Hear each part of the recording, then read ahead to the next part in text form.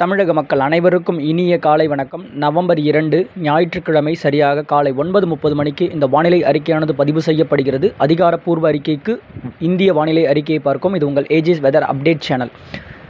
தமிழகம் மற்றும் புதுவையில் இன்று முதல் தொடங்கக்கூடிய வெப்பச்சலன இடிமழையானது எங்கே, வரும் நாட்களில் அது எந்தெந்த பகுதிகளுக்கு மழைப்பொழிவை ஏற்படுத்தும் அப்படின்ற மாதிரி நம்ம இந்த அறிக்கையில் பார்க்கலாம். கண்டிப்பாக ஸ்கிப் பண்ணாமல் முழுமையாக கேளுங்க. தற்போதைய வானிலை அமைப்பின்படி பார்க்கும் பொழுது குஜராத் கரையை ஒட்டிய பகுதிகளில் நிலவக்கூடிய ஒரு தீவிர காற்றழுத்த தாழ்வு பகுதியானது சற்று வலுக்குறைய பெற்று தாழ்வு பகுதியாகவே அது நீடிக்க பெற்று வரக்கூடிய மணி நேரங்களில் அது கரையேறும்.